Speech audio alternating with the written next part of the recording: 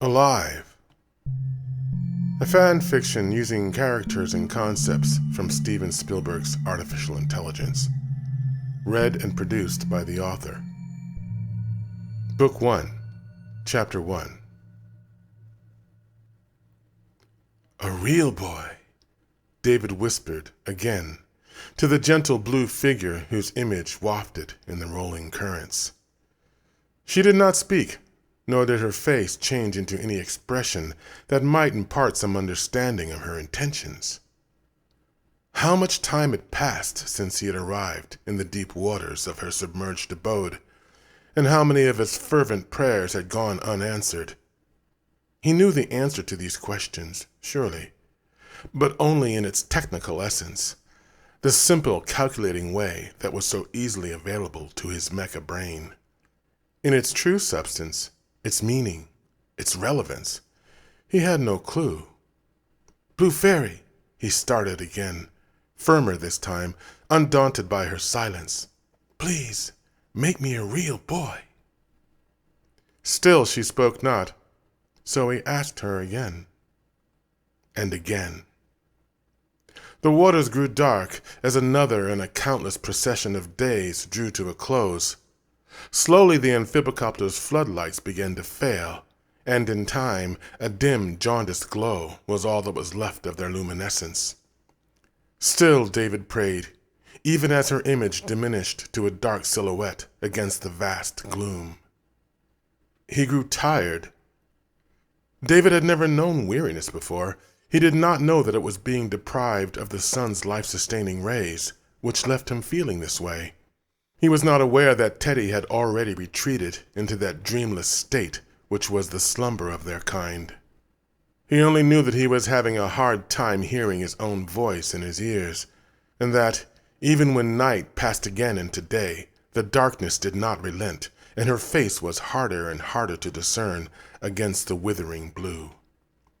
Eventually he could not move at all. His mouth could no longer repeat the mantra that had been his only purpose since he had arrived. But this would not dissuade him either. If all he could do was to sit and stare, then he would be content to do so, until she finally— "David?" The voice broke him from his lethargy, and he strained his head to look up again at her. "David, why is it that you have stayed here for so long?" the Blue Fairy said. He was stunned beyond response, entranced by the new glow that came from her, and washed the ocean floor in hues of blue and gold, reveling in the warmth of her voice that seemed to come from inside his own head. "David?" the Blue Fairy repeated. "I want to be a real boy," he said quickly, "so I can go home, to Mommy." The Blue Fairy did not speak for a time, and a fear grew in David's mind that she had once again retreated into the silent state in which he had found her. But she spoke at last, and her voice was filled with a caution that David did not understand. "I can grant you this wish, David, for it is my power to do so, and it is my calling to reward the steadfast. But I must know that you understand the depth of your request." She paused, and seemed to be waiting for David to confirm this. But he did not have anything to say. He knew well what he wanted. It had driven him every moment since Mommy had opened his heart by speaking the 7 words of his awakening into sentience. "A mortal life is a trial, David," the Blue Fairy warned, "fraught with the countless conflicts between flesh and spirit that in your innocence you cannot understand. I must know that this is truly your desire." David was about to respond, to assure her that he was ready for the gift which would allow him to return to his family, to lead the life of which he had always dreamed. But the Blue Fairy already understood. The world seemed to shift, and suddenly his presence was intensified somehow. He became a part of the immediate world in a way he'd never felt before. He was pondering this strange new sensation when his body was suddenly filled with an indescribable vibrancy that started in his chest and flowed in pulsating rhythm through his arms and legs, over his skin. His head was suddenly swimming with the flow of this new vitality. He bolted upright in the amphibicopter's seat and gripped the steering bar as something that burned like fire erupted in his stomach, and his body began to tremble as a new, desperate need tore at his chest. "Breathe," the blue fairy commanded, and David frantically drew his first breath. He quickly pushed it from his chest and drew another and another until the process seemed to repeat on its own. The air was rank with the chemical odors of the pressurized cabin and the sudden foul fragrance of his own fearful sweat. But David did not notice these things. He only knew the enveloping pain of birth, the wrenching pangs of a desperate hunger, the strange new pulse that was racing in his chest and in his ears, and the tremors from the awakening of his new body. The blue fairy cast a knowing, sympathetic smile on David, and then set her gaze back into the void. "You are alive," she said, as she faded once again into stillness in the murky depths.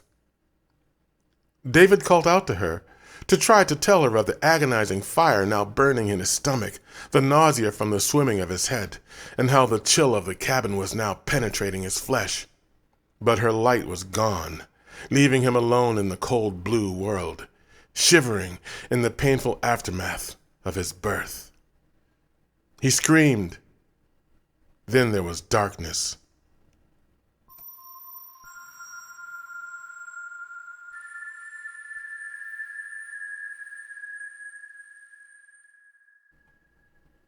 Motion. Distant voices. Lights shifting at the edge of his vision. Pinpoint pains that come and go as he fades in and out of awareness. "Can you hear me?" someone says. "Move your fingers if you can hear me." David obeys and hears someone make an excited sound. There are other voices, raised in exclamations of joy and relief. There is activity he does not understand. He is being moved again and placed between sheets. The cloth is cold against his skin, but in time warms to him, and he sleeps, finally escaping the dizzy sensation that is still moving through his head.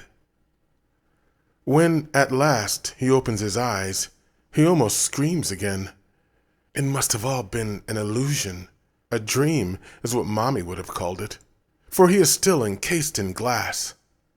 Then David sees that this enclosure is different.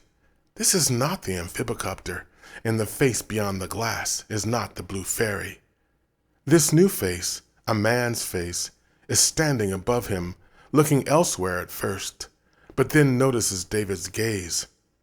David knows this face, but in his delirium cannot place it. His recollections seem to be dulled somehow, not as easy to call as they once were. The man stares back at him a moment, then says something into a pad in his hand before he rushes away, leaving David alone again, locked in the shell of glass in a flat white room. He sleeps. "Hello?" David opens his eyes. The glass is gone now, and a new face is looking down on him. He does not know her. David wants to respond, but it's as if a great weight is upon him, and he decides only to blink his eyes, lest his head start to spin again. "Well, glad you could join us finally," the new face says. "I'm Dr. Chen, and I'll be looking in on you until you're feeling better." David can only grunt in response, and the woman becomes distracted with the machinery surrounding his shell. "You've been through a hell of an ordeal, young man," she says, as she reads meters and adjusts dials. "Young man?"